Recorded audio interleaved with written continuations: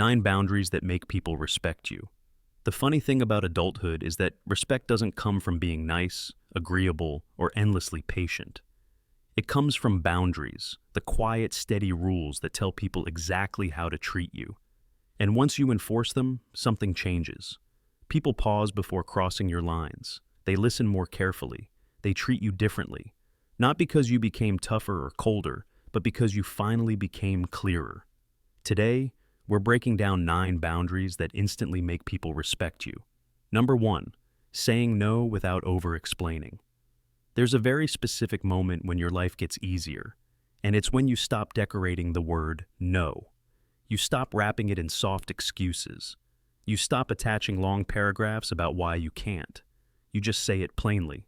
The science behind this is simple. Your brain stops perceiving no as a threat and starts seeing it as a normal, neutral response.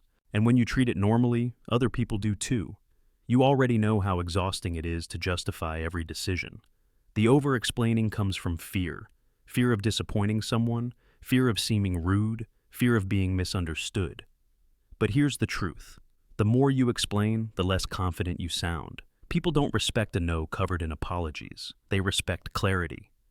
When you say, "No, I can't," without nervously filling the silence, you show that your time, energy, and limits are real. You're not defensive. You're not uncertain.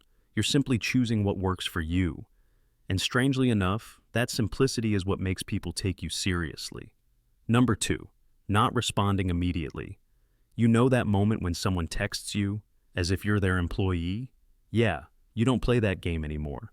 When you stop replying the second a notification appears, your nervous system actually calms down. You stop acting from impulse and start responding from intention. And that shift makes people respect your pace. Instant replies used to come from habit, this subtle belief that you needed to keep up or you'd disappoint someone. But every time you delay your response on purpose, even by a few minutes, you're teaching your brain that urgency isn't the default. You're no longer on call for anyone's anxiety. You're a human being with tasks, breaks, and moments where your phone simply isn't your priority. And when people realize you're not driven by notifications, they stop expecting immediate access to you. They learn to wait. They learn to text respectfully. They learn that your time is yours, not theirs. Number 3, speaking up when something feels off. Your body is smarter than you think. It gives you micro signals, tightening in your chest, a slight shift in your posture, a quick thought like, something is off here. The old you would have ignored it to keep the peace. But the version of you with boundaries speaks up immediately, not with aggression, not with drama, just a calm, clear line. I'm not comfortable with that. The psychology here is simple. People can't read your discomfort unless you name it. When you speak up early, you stop small problems from becoming big ones. You prevent resentment. You protect your energy, and you show people exactly how to treat you. That one honest sentence can reset an entire dynamic. You'd be surprised how quickly a situation changes when you stop pretending everything is fine. Respect grows the moment you give your discomfort a voice. Number 4, not sharing everything about your life. There's something magnetic about people who don't reveal everything. When your life is an open book, people assume they're allowed to read every chapter. But the moment you start keeping some things for yourself, your plans, your struggles, your milestones, people begin to see you differently, more grounded, more self-contained, more in control of your own story. Privacy isn't about secrecy. It's about emotional safety. Your brain needs boundaries to protect your identity. When you stop oversharing, you stop giving people information they can judge, gossip about, or use to shape their assumptions.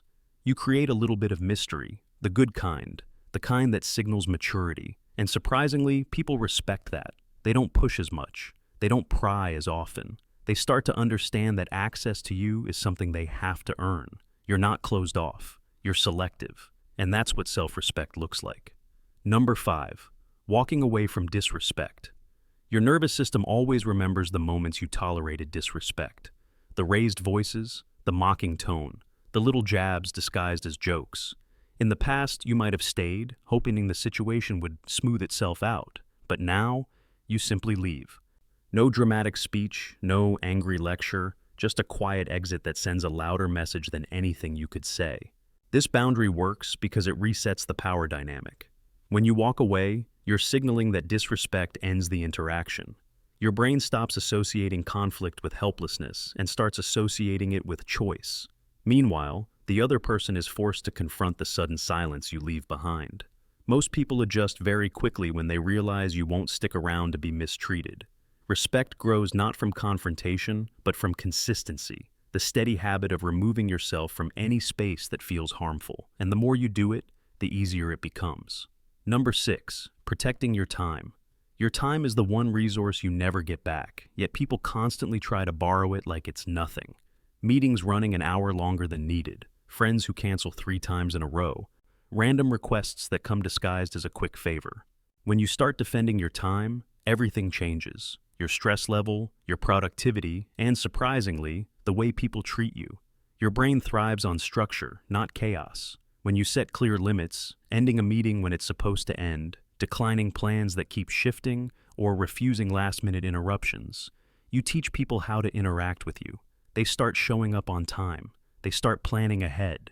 They stop assuming you're available whenever they need something. And the best part? You get more control over your own life. Protecting your time isn't selfish, it's strategic. It tells the world that you value your hours, your goals, and your peace. Number 7, refusing to fix other people's problems. There's a fine line between being supportive and being everyone's emotional repair service. You've crossed that line before. You've been the go-to problem solver, the one people call when they need help, advice, or a rescue. But over time, that role drains your energy and trains people to rely on you instead of themselves. Setting this boundary frees you from that cycle. When someone dumps a problem on you, it's tempting to fix it immediately. Your brain craves the quick reward of being helpful. But each time you say, "I'm not able to take that on right now," you shift the responsibility back where it belongs. You're not abandoning anyone. You're giving them the chance to grow.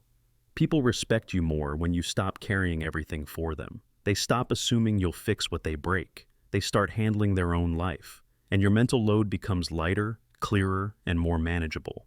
Number 8, being consistent with your standards. A boundary only works if you enforce it every time, not just on days when you feel strong or confident. Your brain needs consistency to form identity. If lateness bothers you, it should always bother you. If disrespect is unacceptable, it's always unacceptable. When someone crosses a line and you let it slide just this once, the line moves. And people notice. Consistency builds respect because it removes guesswork. People stop testing you when they know exactly where you stand. They stop pushing your limits because they realize the limits don't bend. This doesn't make you rigid, it makes you grounded. It shows emotional maturity, and it signals that your standards aren't situational. They're part of who you are. When your actions match your values day after day, people take you seriously in a way they never did before. Number 9, prioritizing your well-being. There's a version of you from the past who ran on empty and called it being strong. That version pushed through exhaustion, ignored red flags, and said yes, even when your whole body was screaming no. But the moment you start choosing your well-being, truly choosing it, your entire identity shifts. Your nervous system relaxes, your mind becomes clearer, and people suddenly treat you with far more respect. When you rest because you're tired, step back because you're overwhelmed, or disappear for a day because your peace matters more than pleasing anyone, you're telling the world something important. I value myself. The psychology is simple. Humans mirror what they see. If you treat your well-being as non-negotiable, others follow your lead. They stop pushing your limits. They stop taking advantage of your energy. They stop assuming you will sacrifice yourself for convenience. Protecting your peace isn't some trendy self-care quote. It's a boundary that shapes every interaction you have. And once you learn to honor it, you stop apologizing for taking up space in your own life. Here's the truth. People don't respect boundaries you talk about. They respect boundaries you follow. Not the ones you promise you'll set someday, but the ones you actually enforce today. When you honor your needs, when you stand by your limits, when you protect your time, your energy, and your peace, the world adjusts to you, not the other way around. That's all for today. I'll be making similar videos in the future. Subscribe to see them.